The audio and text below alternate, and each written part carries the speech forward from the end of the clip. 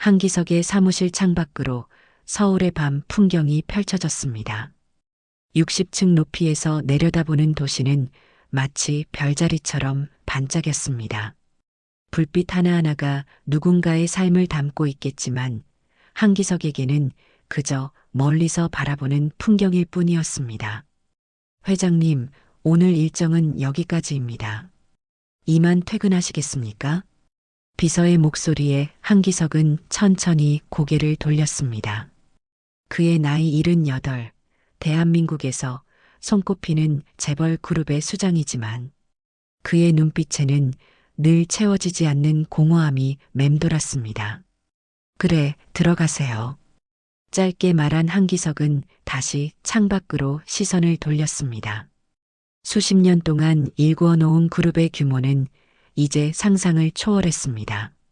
모든 것을 가진 듯 했지만 정작 그의 마음속에는 채워지지 않는 빈자리가 있었죠. 35년 전 그날의 기억은 흐릿했습니다.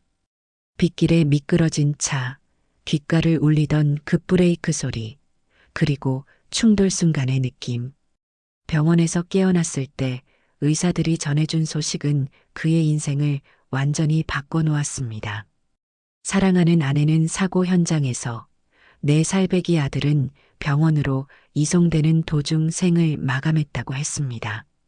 정신적 충격으로 한기석은 당시 기억 대부분을 잃었고 의사들은 그에게 해외에서 몸과 마음을 치료할 것을 권유했습니다. 그렇게 그는 미국으로 떠났고 3년 후 한국에 돌아왔을 때는 이미 다른 사람이 되어 있었습니다. 감정은 메말랐고 오직 사업 확장에만 모든 에너지를 쏟았죠.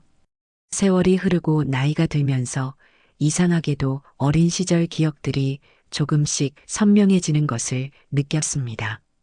특히 아들 기현이의 모습이 자주 꿈에 나타났습니다.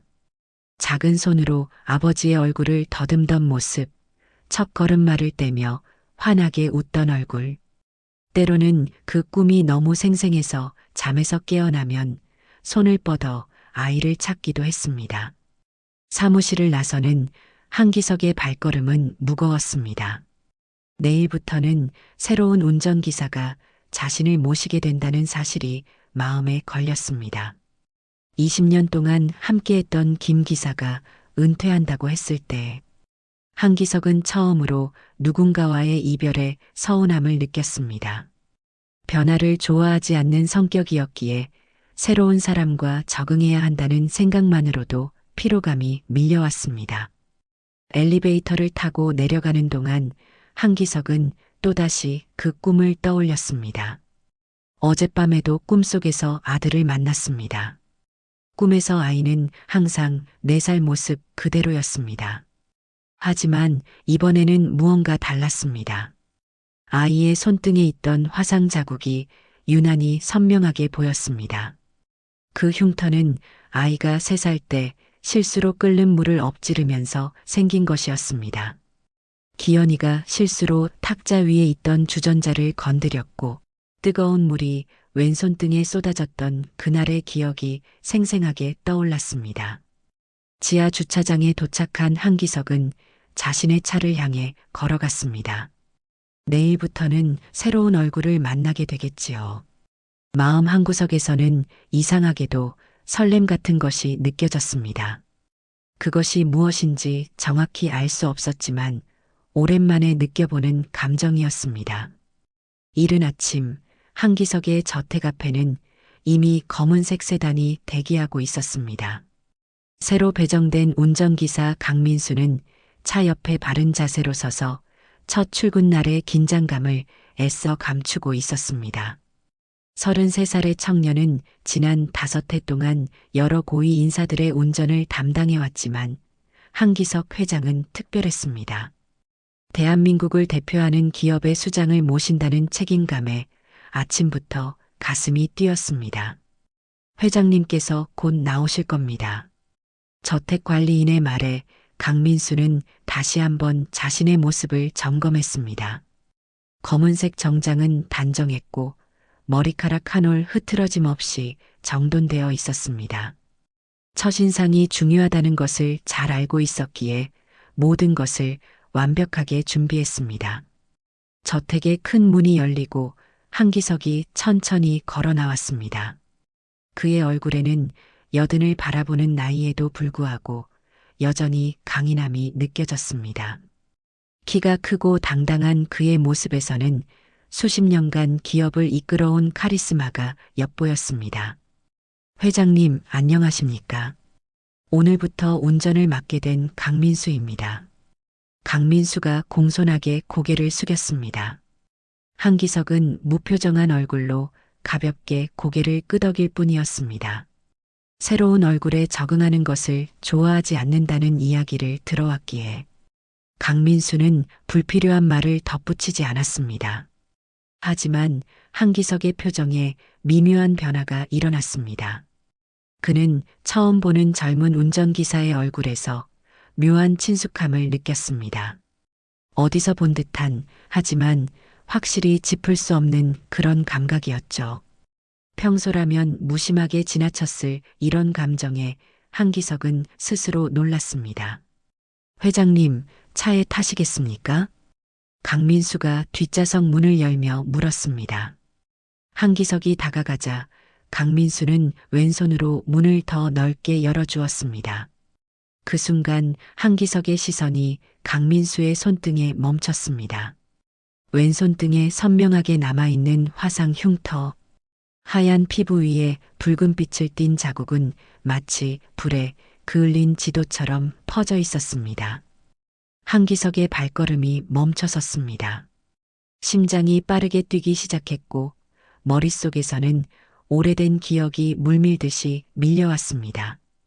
꿈에서 본 아들의 손과 똑같은 위치에 똑같은 모양의 흉터가 있었습니다.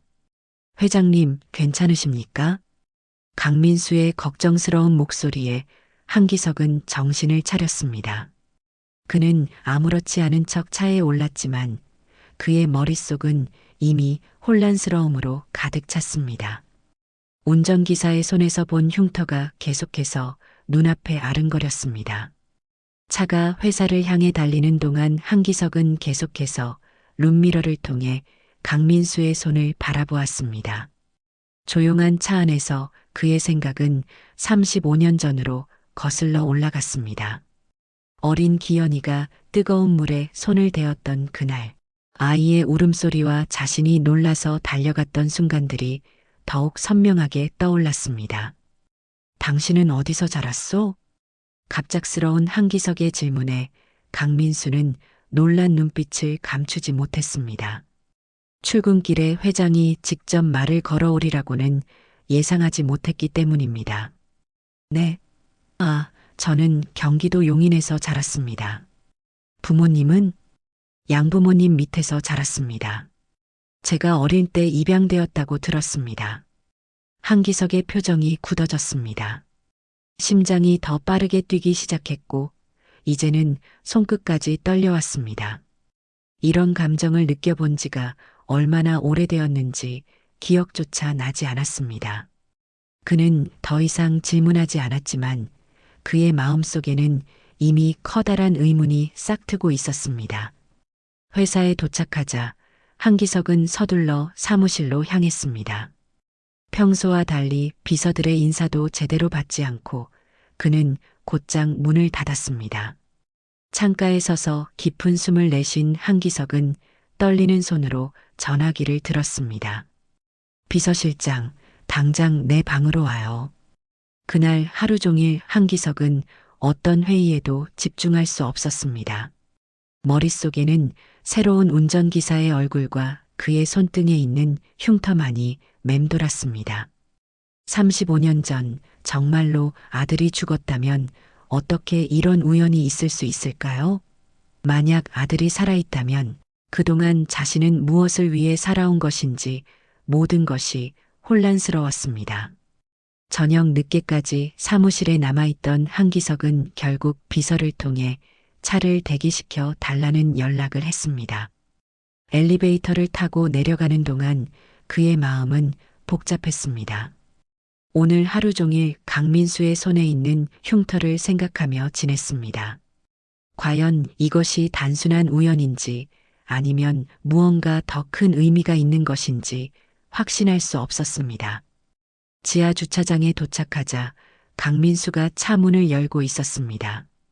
한기석은 평소보다 더 주의 깊게 강민수를 살폈습니다.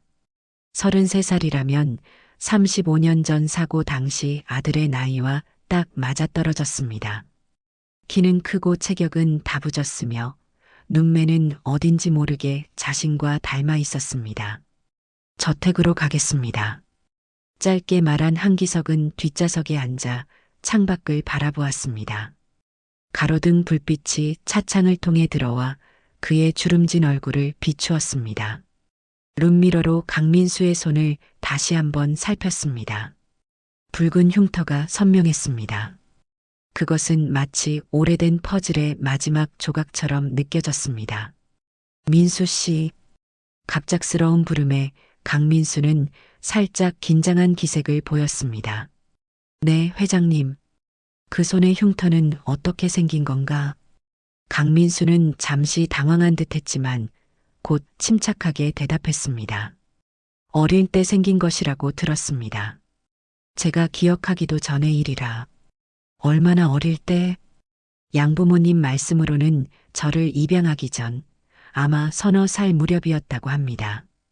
한기석의 가슴이 더 빠르게 뛰기 시작했습니다. 그의 아들 기현이가 화상을 입었을 때가 정확히 3살 때였습니다. 모든 것이 맞아떨어지고 있었습니다. 저택에 도착하자 한기석은 평소와 달리 강민수에게 말을 걸었습니다. 내일은 일찍 데리러 오게. 중요한 약속이 있어. 그리고는 빠른 걸음으로 집 안으로 들어갔습니다. 평소 같으면 넓은 저택 안에서 홀로 저녁 식사를 하고 책을 읽거나 서류를 검토하며 시간을 보냈을 것입니다. 하지만 오늘은 달랐습니다. 그는 곧장 서재로 향했습니다. 서재 한쪽 벽에는 오래된 금고가 있었습니다. 한기석은 떨리는 손으로 금고를 열었습니다. 그 안에는 오랫동안 열어보지 않았던 상자가 있었습니다. 상자를 꺼내 책상 위에 올려놓고 천천히 열었습니다. 그 안에는 사고 당시의 신문 기사와 몇 장의 가족 사진이 담겨 있었습니다. 신문 기사를 펼쳐보았습니다. 사고 당시의 상황이 간략하게 적혀 있었습니다. 한기석의 아내는 현장에서 사망했고 어린 아들은 병원으로 이송 중 사망한 것으로 나타나 있었습니다. 하지만 이상하게도 시신 인도에 관한 내용은 찾을 수 없었습니다. 이어서 가족 사진들을 하나씩 살펴보았습니다. 마지막으로 본 앨범 사진은 아이가 3살 생일을 맞았을 때였습니다. 사진 속 기현이는 환하게 웃고 있었습니다. 그리고 한기석의 시선은 아이의 왼손으로 향했습니다. 그곳에는 분명히 강민수의 손등에 있는 것과 똑같은 화상 흉터가 있었습니다. 한기석은 숨을 깊게 들이마셨습니다. 가슴이 조여오는 듯 했습니다. 설마 아들이 살아있을 수도 있을까? 그의 마음속에 의심이 피어올랐습니다. 그날 밤 한기석은 잠을 이루지 못했습니다. 머릿속에는 온갖 생각이 뒤엉켰습니다. 만약 아들이 살아있다면 그동안 자신은 무엇을 위해 살아왔던 것인지, 그 모든 외로움과 공허함은 무엇이었는지 알 수 없었습니다. 아침 일찍 한기석은 비서실장을 불렀습니다. 밤새 잠을 설친 그의 눈에는 피로가 가득했지만 결단력 있는 목소리에는 흔들림이 없었습니다. 민영 씨, 지금 운전기사 강민수에 대한 모든 정보를 조사해주게. 개인정보, 가족관계, 특히 그의 유년 시절에 관한 모든 것을 알아내야 해. 비서실장은 놀란 표정을 감추지 못했지만 곧 침착하게 대답했습니다. 네, 회장님. 최대한 빨리 알아보겠습니다. 그리고 하나 더, 35년 전 우리 가족이 당한 교통사고 관련 자료도 모두 찾아보게. 경찰 조사 보고서, 병원 기록, 모든 것을 말이야. 비서실장은 한기석의 얼굴을 주의 깊게 살폈습니다. 35년 동안 한 번도 그 사고에 대해 언급하지 않았던 회장이 갑자기 과거를 파헤치려는 이유를 짐작할 수 없었지만 그는 질문하지 않고 고개를 끄덕였습니다. 가능한 모든 자료를 수집하겠습니다. 한기석은 창밖을 바라보며 깊은 숨을 내쉬었습니다. 마음속 깊은 곳에서는 이미 확신이 피어오르고 있었습니다. 강민수가 자신의 아들 기현일지도 모른다는 생각에 가슴이 떨려왔습니다. 하지만 동시에 두려움도 느껴졌습니다. 만약 그가 정말 기현이라면 35년이라는 세월 동안 그는 어떻게 살아왔을까요? 그리고 지금 이 사실을 알게 된다면 어떤 반응을 보일까요? 강민수를 맞이하는 한기석의 태도는 전날과 사뭇 달랐습니다. 눈빛은 부드러워졌고 평소에는 절대 하지 않던 일상적인 대화를 시도했습니다. 오늘 날씨가 좋군요. 강민수는 의아한 표정을 감추지 못했지만 공손하게 대답했습니다. 네, 회장님. 오늘은 특히 하늘이 맑습니다. 사무실로 향하는 길, 한기석은 계속해서 룸미러를 통해 강민수의 얼굴을 살폈습니다.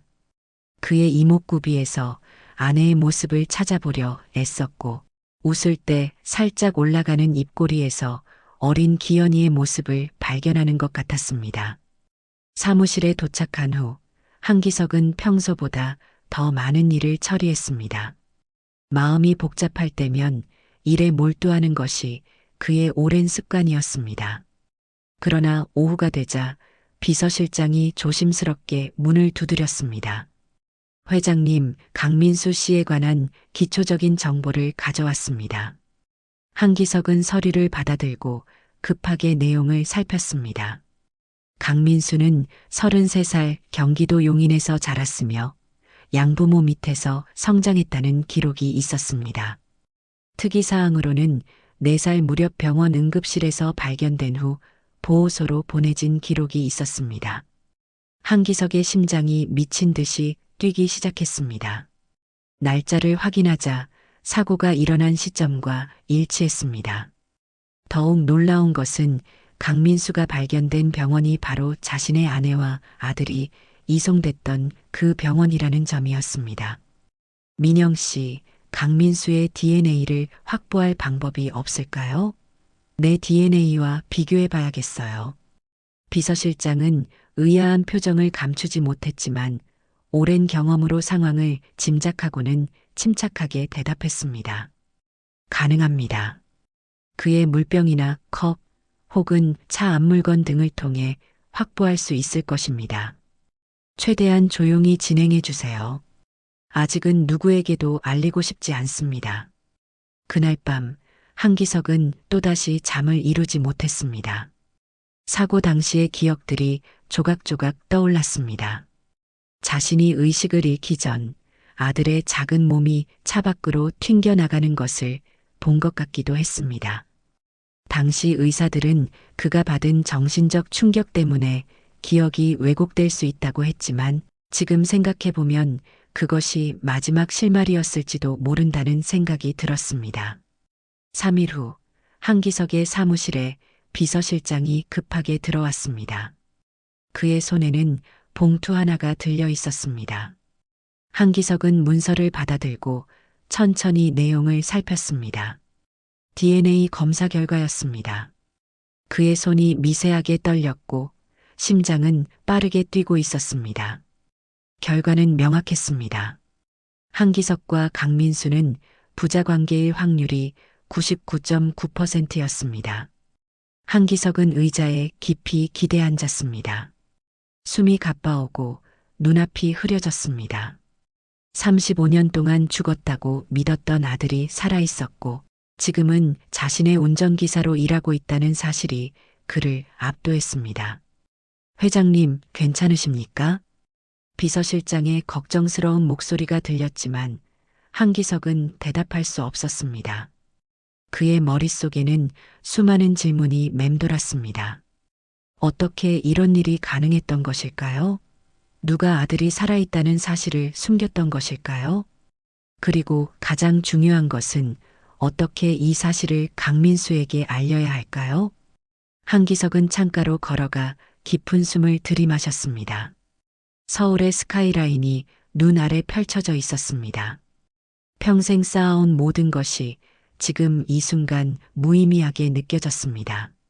그가 진정으로 원했던 것은 가족이었고 그 가족이 지금 그의 곁에 있었던 것입니다. 민영 씨, 강민수에 대한 더 자세한 정보는 찾았습니까? 비서실장은 고개를 끄덕이며 다른 서류를 건넸습니다. 그 안에는 강민수의 과거에 대한 더 자세한 내용이 담겨 있었습니다. 병원에서 발견된 이후 그는 아동보호소로 보내졌고 가족을 찾는 공고가 몇 차례 났지만 아무도 나타나지 않았습니다. 결국 그는 5살이 되던 해에 용인에 사는 강 씨 부부에게 입양되었습니다. 학창 시절 그는 평범한 학생이었습니다. 특별히 뛰어난 성적은 아니었지만 성실하고 책임감이 강했다는 평가를 받았습니다.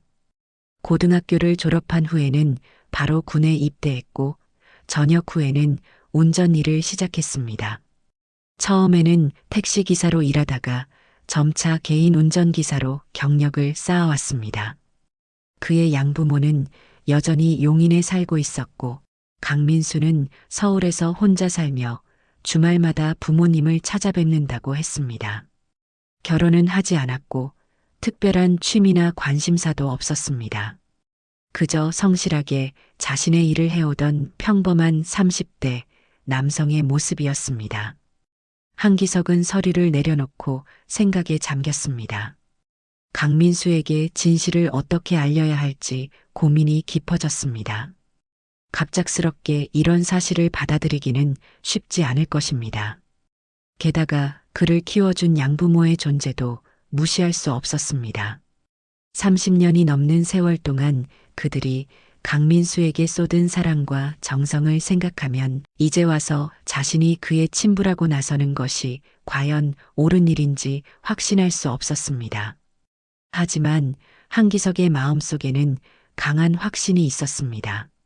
자신에게 남은 시간이 얼마 없다는 것을 알고 있었고 죽기 전에 아들과 진정한 관계를 맺고 싶다는 열망이 그를 밀어붙였습니다.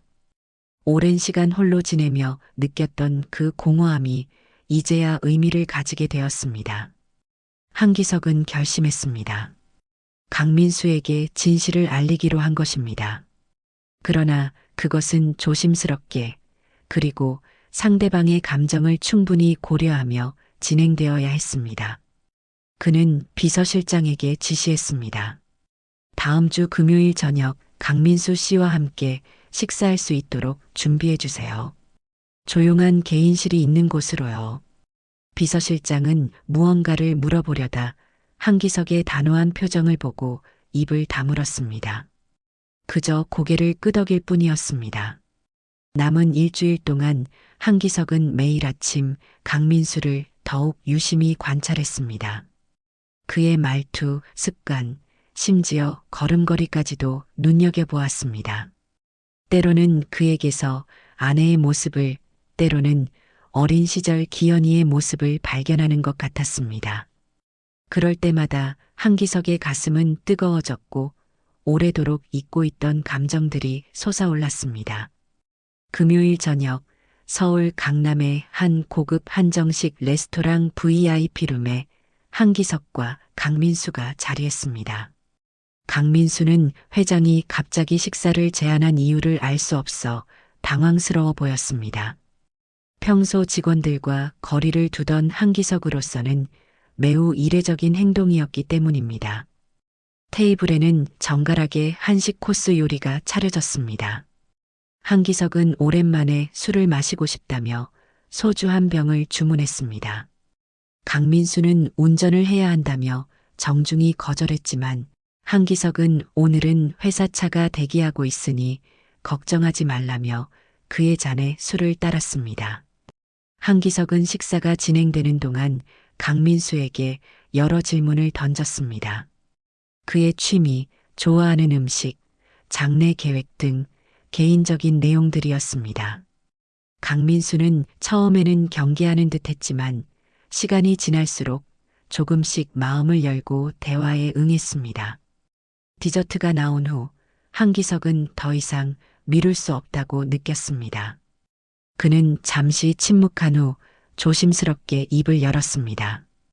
혹시 자신의 친부모를 찾고 싶은 생각이 있었나요? 갑작스러운 질문에 강민수의 표정이 굳어졌습니다. 그는 잠시 생각하더니 정중하지만 단호하게 대답했습니다. 저는 부모님을 찾을 필요가 없습니다. 저를 키워주신 분들이 제 가족입니다. 한기석은 이 대답을 예상했습니다. 그는 천천히 서류 봉투를 꺼내 테이블 위에 올려놓았습니다. 이것을 보면 이해할 수 있을 겁니다. 강민수는 의아한 표정으로 봉투를 받아들었습니다. 그 안에는 DNA 검사 결과와 옛 가족 사진, 그리고 사고 당시의 신문 기사가 들어 있었습니다. 그는 천천히 서류를 읽어 내려갔고 점차 그의 얼굴에서 혈색이 사라졌습니다. 이건 말도 안 됩니다. 강민수의 목소리가 떨렸습니다. 한기석은 침착하게 상황을 설명했습니다. 35년 전 교통사고, 아내의 죽음, 그리고 아들이 사망했다고 잘못 전달받은 이야기. 그가 의식을 되찾았을 때 이미 아들의 장례식은 끝났고 정신적 충격으로 해외 치료를 떠났다는 것. 그리고 최근에 강민수의 손에 있는 화상 흉터를 보고 의심을 품게 되었다는 것까지. 강민수는 말없이 사진들을 바라보았습니다. 특히 화상 흉터가 있는 어린아이의 손을 오래도록 들여다보았습니다. 그것은 자신의 손과 너무나도 닮아 있었습니다. 저는 시간이 필요합니다. 강민수는 갑자기 자리에서 일어났습니다. 그의 손이 미세하게 떨리고 있었습니다.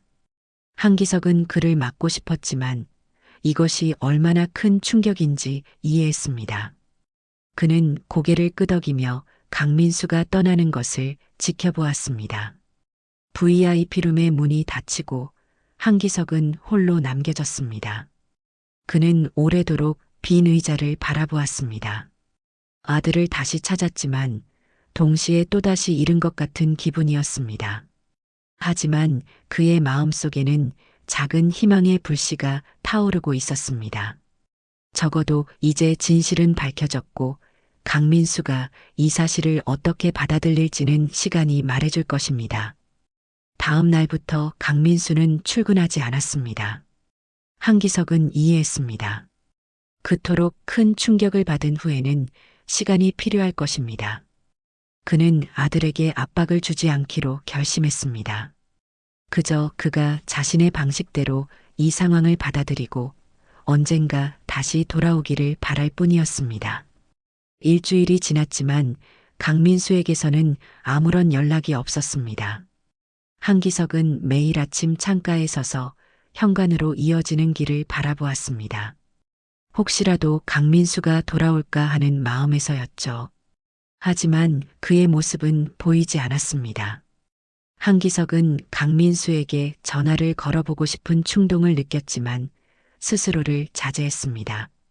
그에게 시간과 공간을 주는 것이 중요하다고 생각했기 때문입니다. 이런 큰 충격을 받은 후에는 누구라도 혼란스러울 것입니다. 특히 30년이 넘는 세월 동안 자신이 누구인지 알고 지냈는데 갑자기 그 정체성이 흔들리게 된 것이니까요. 회사에서도 한기석은 집중하기 어려웠습니다. 중요한 미팅 도중에도 그의 생각은 자꾸 아들에게로 향했습니다. 비서실장은 그의 변화를 눈치챘지만 질문하지 않았습니다. 다만 평소보다 더 세심하게 그의 일정을 조정해주고 불필요한 업무는 최대한 줄여주었습니다. 열흘째 되는 날 한기석의 저택에 예상치 못한 방문객이 찾아왔습니다. 60을 넘긴 부부였는데 남자는 단정한 차림새에 온화한 인상이었고 여자는 소박하지만 품위 있는 옷차림에 따뜻한 미소를 지니고 있었습니다. 강민수의 양부모였습니다. 한기석은 그들을 응접실로 안내했습니다. 어색한 침묵이 잠시 흘렀고 마침내 강민수의 양부가 입을 열었습니다. 회장님, 갑작스럽게 찾아와 죄송합니다. 저희는 민수의 양부모입니다. 한기석은 고개를 끄덕였습니다. 가슴이 조여오는 느낌이었습니다. 이 부부가 자신의 아들을 키워준 사람들이었습니다. 그들에게 고마움을 느껴야 할지 아니면 아들을 빼앗아간 사람들로 여겨야 할지 복잡한 감정이 밀려왔습니다. 민수에게 모든 이야기를 들었습니다. 양모가 조용히 말했습니다. 아이가 많이 혼란스러워하고 있습니다. 한기석은 깊은 숨을 내쉬었습니다. 예상했던 일이었지만 직접 듣게 되니 가슴이 아팠습니다. 우리는 민수가 친아버지를 만나는 것을 반대하지 않습니다. 양부가 진지한 표정으로 말했습니다. 저희는 그 아이가 행복하기를 바랄 뿐입니다. 하지만 그 아이가 지금 많이 혼란스러워하고 있습니다. 민수에게 시간을 주셨으면 합니다. 한기석은 고개를 끄덕였습니다. 그들의 말에서 진심이 느껴졌습니다. 이 부부는 30년 동안 강민수를 진심으로 사랑하고 키워왔습니다. 자신이 그들의 자리를 빼앗으려 한다고 생각했을지도 모릅니다. 저도 민수가 혼란스러울 거라고 생각했습니다. 한기석이 조용히 대답했습니다. 그에게 충분한 시간을 드리겠습니다. 제가 바라는 것은 단지 그를 알아가는 것뿐입니다. 양모의 눈에 눈물이 고였습니다. 그녀는 가방에서 사진첩 하나를 꺼내 한기석에게 건넸습니다. 이것은 민수가 자라온 모습들입니다. 회장님이 보고 싶어 하실 것 같아서 가져왔습니다. 한기석은 조심스럽게 사진첩을 받아들었습니다. 첫 페이지를 펼치자 5살쯤 되어 보이는 강민수의 모습이 보였습니다. 첫 운동회, 초등학교 입학식, 중학교 졸업식. 아들의 성장 과정이 사진 속에 고스란히 담겨 있었습니다. 한기석의 눈시울이 뜨거워졌습니다. 정말 감사합니다. 그의 목소리가 떨렸습니다. 제가 놓친 이 모든 순간들을 보여주셔서요. 양부모는 잠시 더 머물다 자리에서 일어났습니다. 떠나기 전 양부가 한기석의 어깨를 조심스럽게 두드렸습니다. 민수는 좋은 아이입니다. 그 아이가 스스로 결정할 수 있도록 기다려주세요. 한기석은 그들을 현관까지 배웅한 후 사진첩을 들고 서재로 향했습니다. 밤새도록 그는 사진첩을 넘기며 놓쳐버린 아들의 시간들을 되짚어 보았습니다. 웃고 있는 아이의 모습, 성장해가는 청년의 모습, 그 모든 순간들이 자신 없이 흘러갔다는 사실이 가슴 아팠습니다. 하지만 동시에 이 부부에게 감사함도 느꼈습니다. 그들은 자신의 아들을 훌륭하게 키워주었습니다. 사진 속 강민수는 항상 밝게 웃고 있었고 그것은 그가 사랑받으며 자랐다는 증거였습니다. 한기석은 창밖을 바라보았습니다. 이제 그는 기다릴 것입니다. 인내심을 가지고 아들이 스스로 결정할 때까지 기다릴 것입니다. 그것이 진정한 부모의 모습이라고 생각했으니까요. 3주가 지난 어느 아침, 한기석은 평소처럼 서재에서 신문을 읽고 있었습니다. 그간 한기석의 일상은 단조로웠습니다. 아침에 일어나 회사로 출근하고 저녁에는 홀로 식사를 한 후 서재에서 시간을 보내는 것이 전부였습니다. 그러나 마음속에는 항상 강민수를 기다리는 마음이 있었습니다. 창밖으로 갑자기 비가 내리기 시작했습니다. 봄비 특유의 촉촉한 소리가 창문을 두드렸습니다. 한기석은 문득 35년 전 비가 내리던 그날의 사고를 떠올렸습니다. 그때와 비슷한 계절이었고 비슷한 비였습니다. 운명이 그를 놀리는 것처럼 느껴졌습니다. 그때 관리인이 서재 문을 노크했습니다. 회장님, 손님이 오셨습니다. 한기석은 의아한 표정을 지었습니다. 아침부터 예약된 방문객은 없었습니다. 그가 누구냐고 묻기도 전에 관리인은 문을 열고 물러섰습니다. 그리고 그 문간에 강민수가 서 있었습니다. 한기석은 자리에서 천천히 일어났습니다. 강민수는 평소보다 수척해 보였고 눈에는 피로한 기색이 역력했습니다. 그러나 그의 눈빛은 전과 달리 단단하고 결연해 보였습니다. 무언가 결심한 듯한 모습이었습니다. 강민수는 조심스럽게 서재 안으로 들어왔습니다. 한기석은 그에게 자리에 앉기를 권했지만 강민수는 서서 이야기하겠다고 했습니다. 그는 깊은 숨을 내쉰 후 입을 열었습니다. 아버지, 저도 제 뿌리를 알고 싶습니다. 그 한마디에 한기석의 심장이 멈추는 것 같았습니다. 아버지라는 단어가 그의 귓가에 맴돌았습니다. 35년 동안 기다려온 그 말을 드디어 듣게 된 것입니다. 지난 몇 주 동안 많은 생각을 했습니다. 강민수가 계속 말했습니다. 처음에는 믿을 수 없었고 혼란스러웠습니다. 저를 키워주신 부모님께 죄송한 마음도 들었습니다. 하지만 그는 잠시 말을 멈추고 왼손을 보았습니다. 화상 흉터가 있는 그 손입니다. 항상 제 손에 이 흉터가 어디서 왔는지 궁금했습니다. 어릴 적 기억은 거의 없지만 이 흉터만큼은 항상 제 일부였습니다. 그리고 이제 그 이유를 알게 되었습니다. 한기석은 천천히 다가가 강민수의 앞에 섰습니다. 그의 눈에는 눈물이 고여 있었습니다. 양부모님이 사진첩을 보여주셨습니다. 한기석이 조용히 말했습니다. 내가 얼마나 좋은 환경에서 자랐는지 보니 다행이었어. 강민수는 고개를 끄덕였습니다. 그의 눈에도 눈물이 맺혔습니다. 제 부모님은 정말 좋은 분들입니다. 그들은 저에게 사랑과 따뜻함을 주셨습니다. 그리고 그분들은 제가 여기 온 것을 알고 계십니다. 사실 그분들이 저를 격려해 주셨습니다. 한기석은 놀란 표정을 감추지 못했습니다. 그들은 제가 행복하길 바라셨습니다. 그리고 제 진정한 뿌리를 알게 된다면 저도 더 온전한 사람이 될 수 있을 거라고 하셨습니다. 한기석은 더 이상 감정을 억누르지 못했습니다. 그는 강민수에게 다가가 조심스럽게 그를 끌어안았습니다. 처음에는 어색했지만 곧 강민수도 그 포옹에 응했습니다. 35년 만에 부자 상봉이었습니다. 많은 것을 묻고 싶습니다. 어머니에 대해서도 알고 싶고 제가 어떤 아이였는지도. 강민수가 떨리는 목소리로 말했습니다. 한기석은 고개를 끄덕였습니다. 그들은 함께 소파에 앉았고 한기석은 오래된 사진 앨범을 꺼내 강민수에게 보여주기 시작했습니다. 그의 어머니 사진, 아기였던 강민수의 모습, 그리고 세 식구가 함께 찍은 마지막 가족 사진까지. 시간은 빠르게 흘렀습니다. 점심시간이 지나고 오후가 되어도 그들은 계속해서 이야기를 나누었습니다.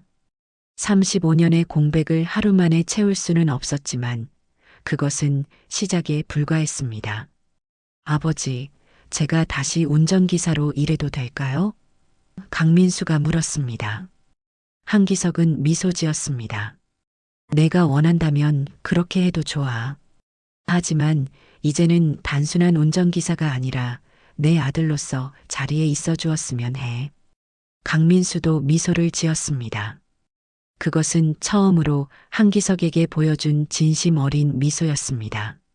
창밖으로는 비가 그치고 따스한 햇살이 비치기 시작했습니다. 마치 새로운 시작을 축복하는 것처럼 말입니다.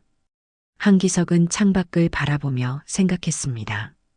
이제야 그의 인생에 진정한 의미가 생겼다고.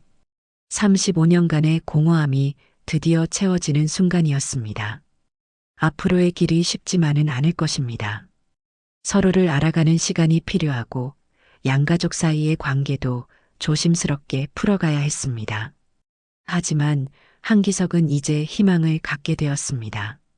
그리고 그것은 그에게 있어 가장 소중한 선물이었습니다.